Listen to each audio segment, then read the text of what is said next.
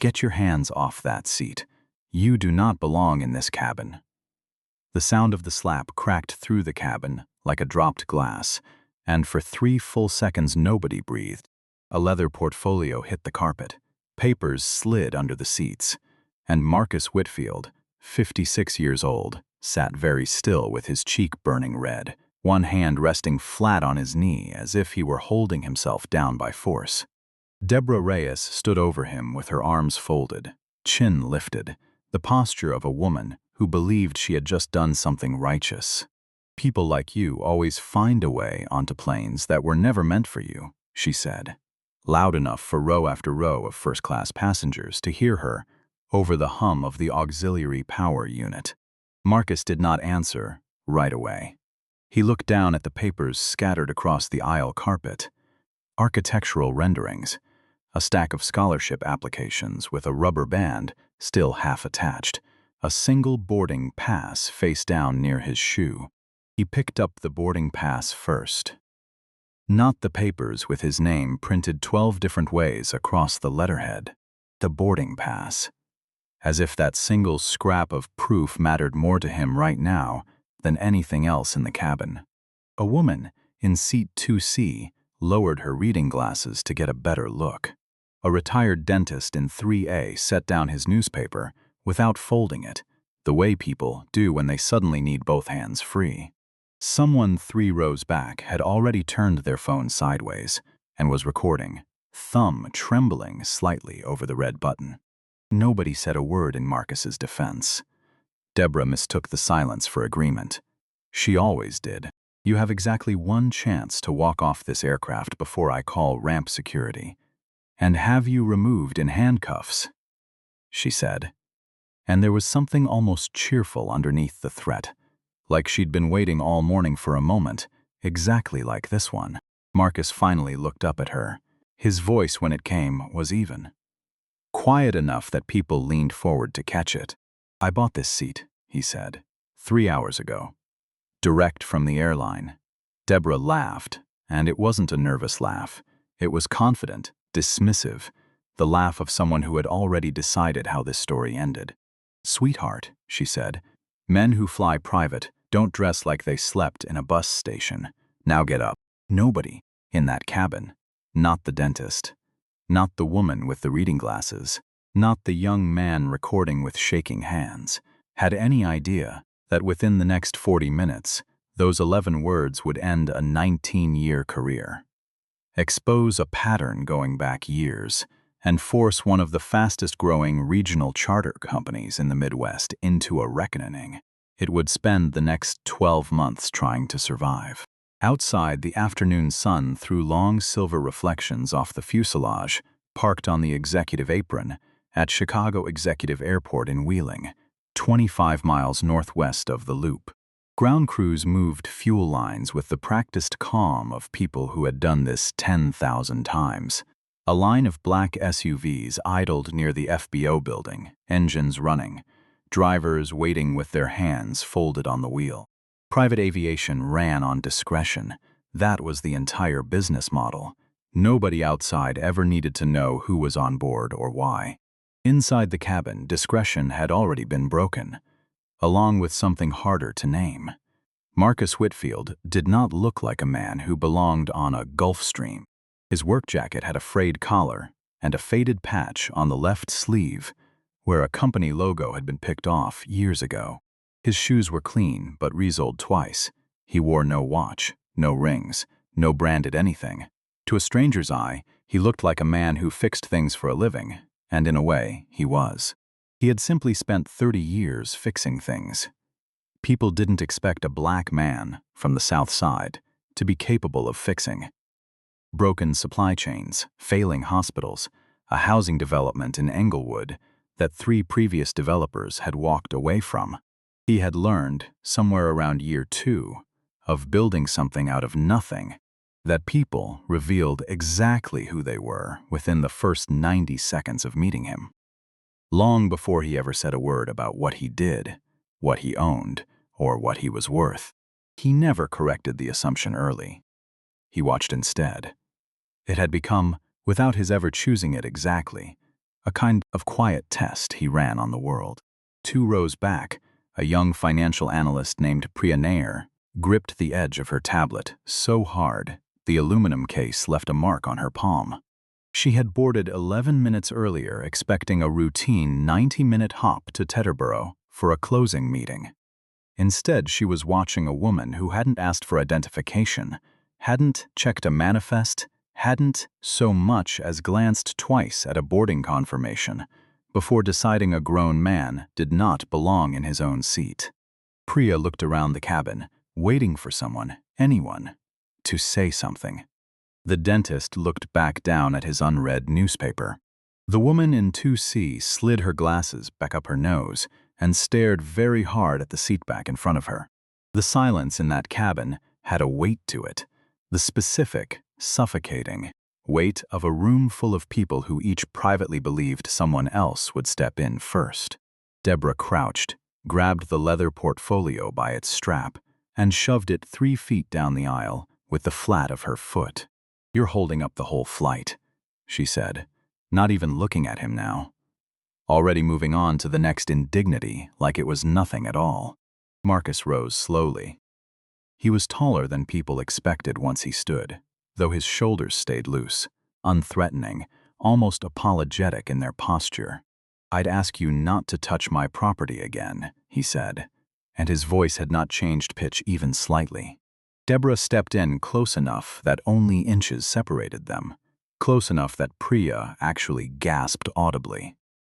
"And what exactly," Deborah said, her smile gone now, replaced by something colder, "are you going to do about it?" For the first time since the slap, something shifted in the cabin's attention. People noticed, really noticed, that Marcus was not afraid. He wasn't angry either, not in any way you could point to. His face held the specific stillness of a man who had already made every decision he needed to make, several steps ahead of everyone else in the room. Near the cockpit, Captain Alan Byrne had one hand on the doorframe, watching through the gap in the partially open flight deck door. 11 years flying charter had taught him to read a cabin the way other men read weather. People who were embarrassed apologized fast. People who were guilty argued louder and faster still. Marcus did neither. He simply, calmly, turned his head toward the small black dome of the security camera mounted above the galley, just once. Then he looked back at Deborah, and his voice, when it came, was almost gentle. "I hope that camera's been recording since I boarded." Deborah rolled her eyes, already halfway to another sentence. "It records everything. Not that it matters." Marcus nodded once. "Good." One word. "Quiet." Absolutely certain. Priya felt something run cold down the back of her neck, the specific sensation of watching someone make a decision they had clearly already thought through, days or weeks in advance, and were now simply executing.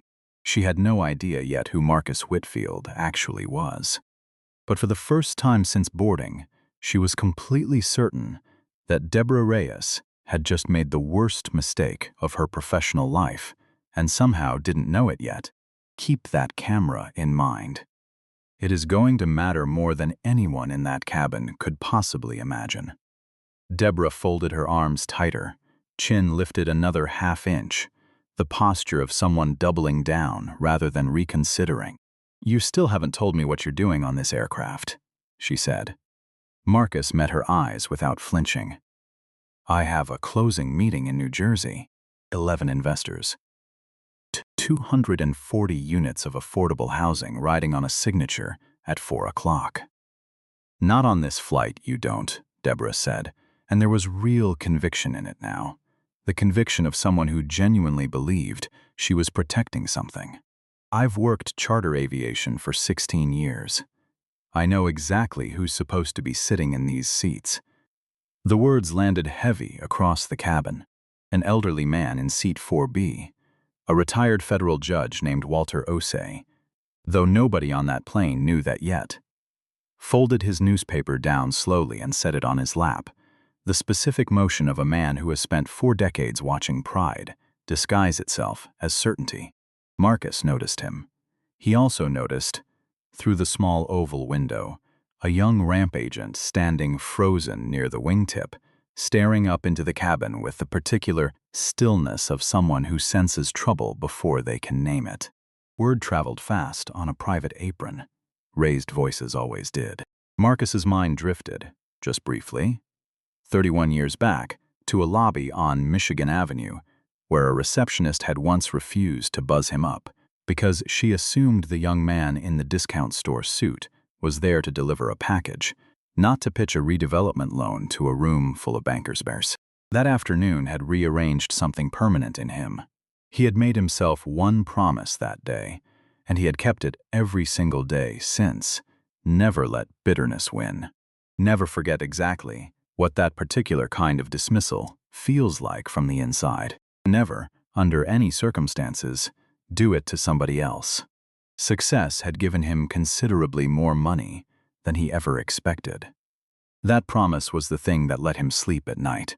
Deborah's voice cut back through the memory. If you don't leave this aircraft voluntarily, I will have airport police remove you. Marcus nodded once, unbothered. That's certainly within your rights, he said. If I'm trespassing. Priya caught the wording immediately, the precision of it. If I'm trespassing. Not if you think I am. Not if you believe I don't belong here. It sounded almost legal, almost rehearsed, though Marcus had clearly never rehearsed a single word of it in his life. He simply spoke that carefully, always, about everything. Captain Byrne finally stepped fully out of the cockpit. Deborah, he said, and something in his tone made 3 passengers sit up straighter. She spun toward him immediately, relieved to have an ally. Captain, this passenger is refusing to cooperate. Byrne looked past her, directly at Marcus. Sir, may I see your confirmation? Marcus reached into his jacket and handed over a phone with the reservation already pulled up. Deborah threw both hands in the air. He probably printed that himself this morning. Nobody laughed. Several passengers actually looked away from her, the specific look people give someone who has just embarrassed everyone in the room, including themselves. Byrne studied the screen. Read it once, then again, slower, his forehead tightening the second time through. The flight number matched. The tail number matched. The passenger name matched exactly. Only one detail gave him pause. The booking had been routed directly through executive charter operations rather than the standard client portal. That almost never happened. In 11 years, Byrne had seen it maybe 4 times, and every one of those 4 times had turned into a very long afternoon for somebody. May I verify this with dispatch? Byrne said. Of course, Marcus said, and there was nothing in his tone but patience. Deborah's confidence cracked, just barely. A hairline fracture nobody but Priya seemed to catch. A small furrow appeared between her eyebrows, there and gone in under a second. She had expected an argument. She had expected fear, or excuses, or a man scrambling to justify himself. Instead, she was watching someone remain entirely still while every fact in the situation was quietly, methodically checked against reality. Byrne walked toward the cockpit with the reservation still glowing on the screen in his hand. Before stepping through the door, he leaned close to his first officer and said 4 words, low enough that only she heard them. Call ops. No shortcuts. Marcus returned to his seat without being asked twice. He knelt and gathered the scattered papers from the aisle floor, one at a time, unhurried. Priya watched him sort them. Architectural drawings for a mixed-income development on 63rd Street. A stack of 31 scholarship applications for graduating seniors from 3 Southside high schools. A handwritten list titled, Veterans Employment Pipeline. Q3 targets. Nothing about a yacht. Nothing about vacation property. Nothing that looked remotely like what a man riding a private jet was supposed to be carrying. Marcus caught her looking and offered the smallest possible smile. You didn't make this mess, she said finally, surprising herself. Their eyes held for exactly 1 second. It was enough. Priya understood something in that second, that she would carry with her for the rest of her career. Real dignity almost never announces itself loudly. It shows up quietly, specifically in the moment when a person has every reason in the world to lose control and chooses, instead, restraint. Near the cockpit, Captain Byrne pressed the secure line to his ear and listened. His posture changed almost immediately, spine straightening, jaw tightening by degrees. He asked the dispatcher to repeat the last sentence. Then he turned and looked through the gap in the cockpit door directly at Marcus Whitfield, with the specific stillness of a man who has just realized he has been looking at the wrong person the entire time. Deborah noticed the shift in his face from 20 feet away. "What did they say?" she called out. Byrne didn't answer. He kept listening. His knuckles went pale around the receiver. Whatever he was hearing was draining the color out of his face one careful sentence at a time. That right there, that exact moment, is the hinge this entire story turns on. Remember it. Because everything that happens in the next half hour traces back to that single phone call. Byrne finally lowered the phone, but didn't return it to the cradle. He simply stood there, staring across the cabin at a man in a re-soled pair of shoes and a jacket with a picked-off logo, as if the floor beneath him had quietly shifted 3 inches to the left. Deborah stepped toward him. "Well," she said. "Silence, Captain," she pressed. "What did dispatch say?" He inhaled, slow and deliberate. "They confirmed the reservation." Deborah exhaled with visible relief, already rebuilding her story. "I told you somebody probably booked him a favor seat." "No," Byrne said. One syllable, flat and absolute. They confirmed considerably more than that. The air in the cabin changed without a single person moving. Priya felt it in her chest, a tightening she couldn't name. Even the ramp agent outside, watching through the small oval window, took an unconscious step backward. "What does that even mean?" Deborah said, and her laugh this time came out thinner, brittler, missing the confidence it had carried 30 seconds earlier. "It means," Byrne said, choosing each word with visible care, "that operations has instructed me not to say another word until their representative gets here." "Their representative," Deborah repeated. "Because of him, they're already on the way," Byrne said. He said it left the ground 4 minutes ago. Marcus, meanwhile, had gone back to organizing his papers into neat, squared stacks, folder by folder, with the unhurried calm of a man with absolutely nowhere else he needed his attention to be. No triumph on his face, no smugness, no flicker of vindication, just the specific patience of someone who has decided, a long time ago, to let the truth arrive entirely on its own schedule. Deborah pointed at him again, voice rising. "This is absurd. Since when do we hold an entire flight because one passenger has a complaint?" Marcus corrected her without raising his voice even slightly. "I haven't complained about anything." She froze. Because he was right. He hadn't raised his voice once. He hadn't demanded anyone be fired. He hadn't threatened a single lawsuit. Every single thing happening in that cabin right now had been triggered entirely by company procedure requiring basic verification. Nothing more. Nothing less. Judge Osei finally spoke from row 4, folding his newspaper flat against his lap. "I practiced law in the Northern District for 38 years, he said, his voice carrying without effort to every row. "I'd suggest everyone choose their next words with considerably more care." The cabin went silent again. A different silence this time, heavier, aimed squarely in Deborah's direction. She could feel it. Every passenger who had been avoiding eye contact with Marcus 15 minutes earlier was now looking directly at her. Outside, 2 black SUVs turned onto the executive apron at a speed considerably faster than airport regulations technically allowed. The ramp agent saw them first and reached for his radio. Ground crew began gathering near the aircraft's nose, without quite crossing onto the tarmac.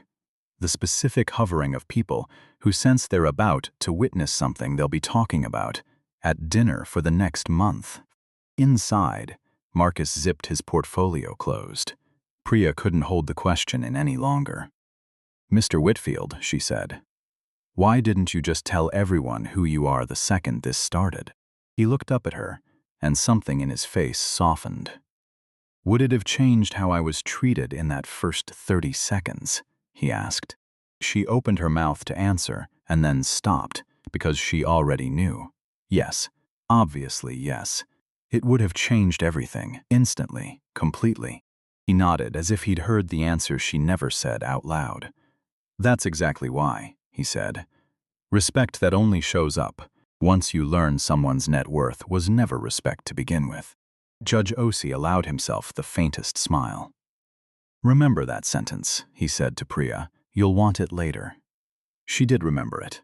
For years afterward, in fact. Deborah shook her head, arms still crossed, refusing to yield even 1 inch. "Please." "You're acting like you're some kind of executive," Marcus answered with total, disarming sincerity. "I never said I wasn't." For the first time since the slap landed, Deborah had absolutely nothing to say back. Captain Burns' phone buzzed again in his hand. He answered on the first ring. "Yes," he said. His expression tightened further, if that was even still possible. "Understood." He ended the call and walked the length of the cabin toward Marcus, and every single eye in that plane followed him. "Mr. Whitfield," he said, and there was something close to formal apology in the way he said the name now. "Executive Operations asked me to convey their apology for the delay." Marcus gave a small, gracious nod. "Thank you, Captain. They've also requested that nobody deplane until their representative arrives on site." "This is insane," Deborah said, loud enough to carry through the whole cabin. Byrne turned toward her, and his voice was steady now in a way it hadn't been a moment earlier. "No," he said. "This is procedure." "What procedure?" "The procedure that applies," he said, "when the person you slapped happens to be the majority owner of this aircraft." The word owner hit that cabin like a thunderclap. Passengers' heads swiveled from the captain to Marcus and back again, over and over, like they were trying to physically reconcile two versions of reality that refused to fit together. Priya felt her pulse spike. She remembered the reservation routed through executive operations. She remembered Marcus glancing once, calmly, at the security camera instead of arguing his case. She remembered every single piece, and now, all at once, they clicked into place. Deborah forced out a laugh, but it cracked halfway through. "You cannot seriously expect anyone to believe he owns this jet." Byrne didn't answer her. He simply turned toward the cabin door. Footsteps echoed up the boarding stairs. Slow, deliberate, unhurried in a way that somehow made them more unsettling than if they'd been rushed. A sharply dressed woman in a charcoal blazer stepped into the cabin first, a leather portfolio under one arm, two members of executive security a half step behind her. Her eyes went directly to Marcus before acknowledging a single other person on that aircraft. Her expression softened instantly. "Good afternoon, Mr. Whitfield," she said. The cabin fell into a silence, so complete you could hear the auxiliary power unit humming outside. Then she added the sentence that stopped every single person in that plane from breathing at once. "I am deeply sorry for what happened aboard your aircraft." Deborah Reyes went perfectly, completely still. Every ounce of the confidence that had carried her through the last 25 minutes drained out of her face in real time. She looked at Marcus, then at the woman, searching desperately for some sign that this was all some elaborate misunderstanding that would resolve itself in her favor any second now. "There has to be some mistake," she said, and her voice had gone very small. The woman crossed the cabin and extended her hand to Marcus. "Renata Alvarez," she said, "Senior Vice President, Executive Charter Operations." "Mr. Whitfield, I sincerely apologize for how you were treated today." Marcus stood and shook her hand, unhurried, gracious, entirely without theater. "Thank you for getting here so fast," he said. "It was the least we could do," Renata said. She turned to Byrne. "Captain, has the security footage been preserved?" "Yes, ma'am. Has the aircraft remained secured since the incident?" "Yes. Good." Every question came out procedural, calm, controlled. No anger in her voice, only the specific weight of responsibility being taken seriously at the highest level. Deborah finally found her voice again. "I was only enforcing company policy," she said. Renata looked at her directly. "Which policies, specifically?" Deborah hesitated. "I believed he wasn't authorized to be on board. Did you check the manifest?" "No." "Did you contact dispatch before confronting him?" "No." "Did you request the captain's assistance at any point?" Deborah's throat moved as she swallowed. "No." Renata let the silence sit for a beat longer than was comfortable. "Then you were not enforcing policy," she said. "You were enforcing your own assumptions." Every eye in the cabin turned toward Deborah at once, and this time nobody looked away. "I was trying to protect the aircraft," Deborah said, her voice cracking on the last word. "We protect this aircraft by following procedure," Renata said. "We do not replace procedure with personal judgment about who looks like they belong in a first-class seat." Priya watched Deborah's shoulders finally cave inward. For the first time since this whole thing started, the woman looked less defensive and considerably more afraid. Marcus closed his portfolio with a quiet click. "Renata," he said. She turned immediately. "Yes, sir." "I'd like everyone in this cabin to remember something," he said, and the whole plane leaned in without quite meaning to. This was never about a private jet. Nobody interrupted him. It's about what happens the moment we decide who deserves basic respect, before we actually know a single thing about who they are. His voice stayed level, almost gentle. "I could have been the owner today." He glanced toward the window, toward the young ramp agent still frozen out on the tarmac. "I could have been a mechanic finishing a double shift." He looked back at Deborah, and there was no cruelty in his eyes at all, only something steadier and considerably harder to sit under. It shouldn't have mattered either way. Judge Osei nodded slowly from row 4. "That's exactly right," he said, quiet enough that it felt like it was meant only for himself. Renata let a moment of silence pass before continuing. "Mr. Whitfield, executive leadership has asked that this aircraft remain grounded until a full preliminary review is complete." Marcus asked only one question. "Has a replacement crew been arranged for these passengers?" "Yes." "Already inbound?" "Good," he said. "There are people on this flight with families waiting for them tonight. I won't let anyone else pay for a decision that wasn't theirs." Deborah stared at him, something close to disbelief crossing her face. "You still want the flight to continue, after everything?" He looked at her, and there was real, surprising kindness in it, the kind that somehow landed harder than anger would have. "There are 22 other people on this aircraft," he said. "None of them did anything wrong." The statement caught in Priya's chest like something physical. She had expected, on some level, for Marcus to finally let himself be angry, now that the truth was fully out in the open. Instead, he was still protecting strangers who hadn't lifted a finger to help him 20 minutes earlier.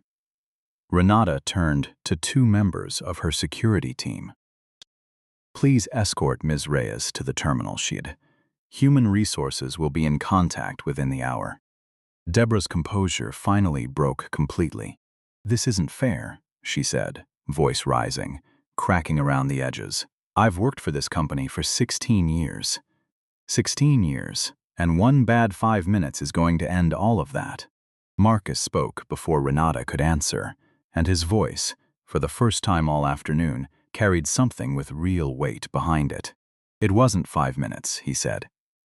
"You slapped a man across the face because of what he was wearing. Then you spent the next 20 minutes doubling down, instead of once. Even once, asking whether you might have made a mistake. That's not 5 bad minutes. That's a decision you made and then defended, over and over, in front of 24 witnesses." Deborah opened her mouth to argue again. The reflex was clearly, visibly still there, some deep habitual certainty refusing to let go even now and then. For the first time, nothing came out at all. She was walked off the aircraft 11 minutes later. She did not look back once at the cabin. What none of the passengers knew yet, what wouldn't surface until the internal investigation was 3 weeks deep, was that Deborah Reyes was not a first offense. She was pattern number 4. The investigation, once it began in earnest, moved with a speed that surprised even Renata Alvarez. Within 9 days, the company's internal complaint archive turned up 3 prior incidents involving Deborah across the last 5 years, all quietly settled, all buried under non-disclosure language, all involving passengers whose appearance had apparently failed some invisible test she carried in her head. A retired postal worker turned real estate investor denied boarding twice before a supervisor intervened. A software engineer from Detroit accused outright of using a stolen boarding pass despite matching photo ID in hand. A physician from Milwaukee told to her face that she must have booked the wrong flight, only for the manifest to confirm otherwise 30 seconds later. Every single complaint had been resolved with an apology letter and a settlement check. Not one had resulted in retraining. Not one had resulted in a formal write-up in her permanent file. The pattern had simply been paid to stay quiet, 3 separate times, and each time it had grown a little bolder, because nothing had ever actually stopped it. Marcus learned about the pattern 11 days after the flight, sitting in a downtown conference room across from Renata Alvarez and 2 members of outside counsel. He read through the 3 prior complaints without saying a single word for almost 4 full minutes. Then he set the folder down flat on the table, squared its edges with 2 fingers, and said the only thing he said in that entire meeting that anyone in the room would remember afterward. 3 times, he said. 3 separate human beings told you exactly who she was, and 3 times you paid them to stop telling anyone else. Nobody in that room had an answer for him. The lawsuit, when Marcus eventually filed it 4 months later, was never really about money, though the company's insurers clearly expected it to be. His attorneys built the case with the same unhurried precision Marcus brought to everything. Security footage, the captain's sworn statement, Billionaire's testimony, the 3 buried prior complaints entered as evidence of a known and tolerated pattern. Not once during the entire 11-week proceeding did Marcus raise his voice at Deborah across the courtroom.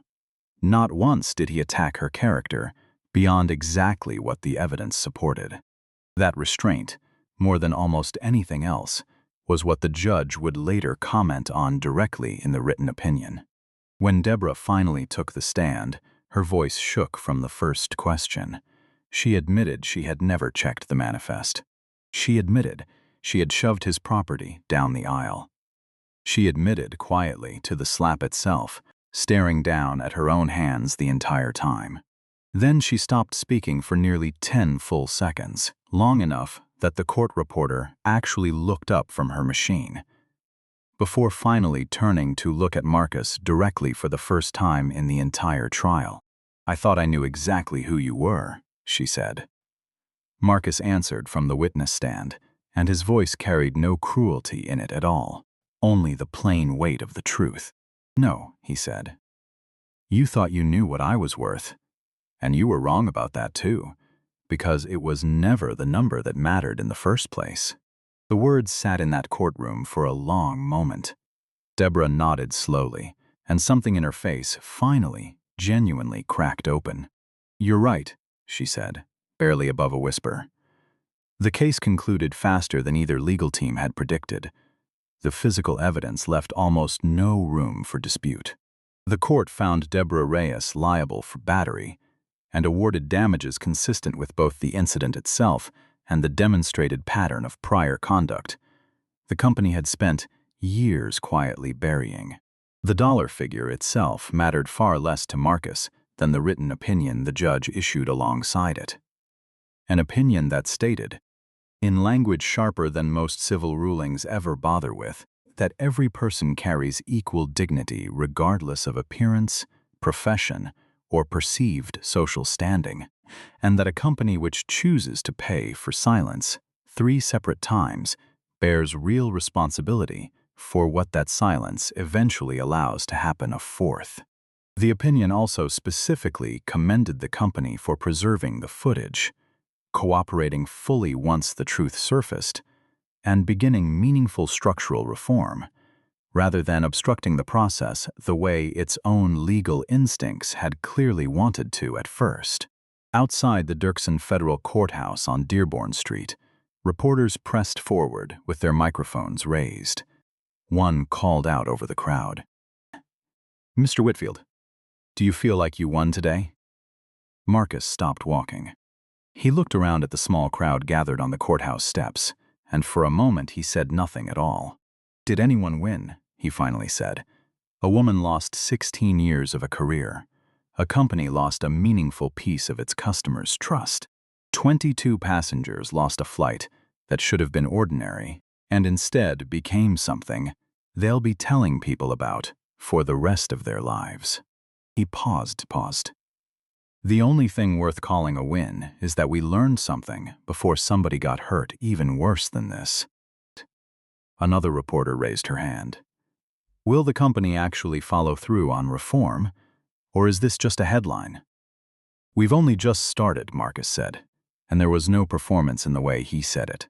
Across the street, Billionaire watched the interview from the edge of the gathered crowd.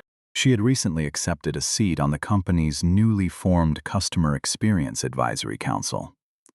Not because she was famous, not because anyone owed her anything, but because she had chosen, in that courtroom and afterward, to keep speaking up when it would have been so much easier to stay quiet the way she almost had on the plane. She never wanted to make that particular mistake twice in one lifetime. The months that followed brought changes that reached every level of the company, not just the executive floor.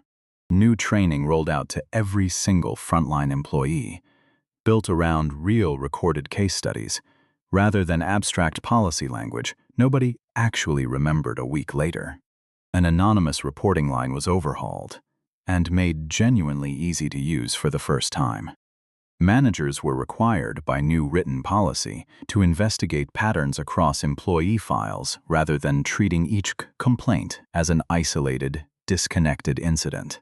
Customer experience evaluations now weighted basic respect exactly as heavily as technical performance and safety record, for the first time in the company's history.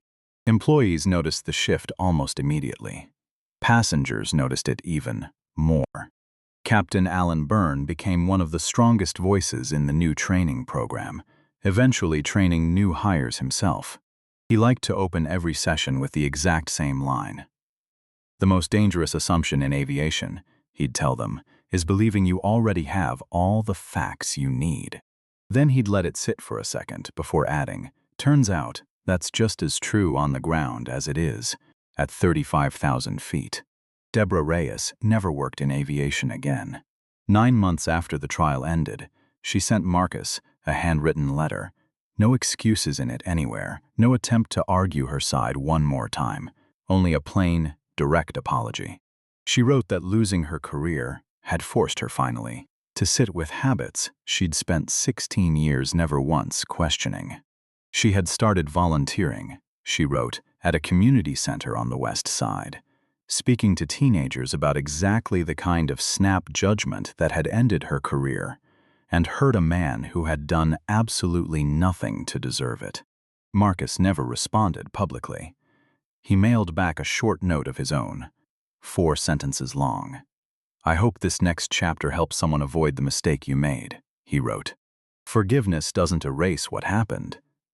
It just clears enough ground to build something better on top of it if you're willing to do the building." On the first anniversary of the flight, the company announced something it called the Whitfield Standard Initiative, a nationwide scholarship and leadership program supporting students pursuing careers in aviation, hospitality, and public service, weighted specifically toward candidates who demonstrated integrity and service to others, rather than test scores alone. At the launch ceremony, held in the same hangar where the original aircraft was kept, reporters once again crowded around Marcus with the same question in a dozen different phrasings. What's the biggest lesson from everything that happened that day? Marcus looked out across the crowded hangar. Mechanics stood beside company executives. Pilots stood shoulder to shoulder with the cleaning crew. Interns stood next to board members, and for once nobody in that room occupied a position that felt higher or lower than anybody else's. The day I got slapped wasn't the worst day of my life, he said finally. The crowd went quiet, waiting. The worst day would have been if we'd learned absolutely nothing from it. He paused, letting that settle. Every single person you meet is carrying a story you can't see just by looking at them.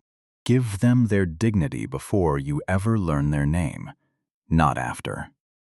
The applause that followed was quiet, almost restrained, not the kind that comes from someone owning a company or winning a lawsuit, but the kind that comes from a room full of people who genuinely understood exactly what he meant. As another aircraft lifted off into the clear Illinois sky that afternoon, Marcus understood something he hadn't fully grasped a year earlier, standing in that cabin with his cheek still stinging. The real victory had never been proving who owned the jet. It had never even really been winning the courtroom. The real victory was building a place, one policy, and one training session, and one hard conversation at a time, where fewer people would ever again have to prove their worth to a stranger before they were allowed to simply sit down. If this story reminded you of someone you know, or maybe even reminded you of yourself on one side of that cabin or the other, take a moment to like it so it can reach someone who needs to hear it today. Share it if you know somebody who deserves to be reminded that they are not invisible, and leave a comment. Have you ever stood in that cabin? And if so, which side of it were you standing on? I read every single one.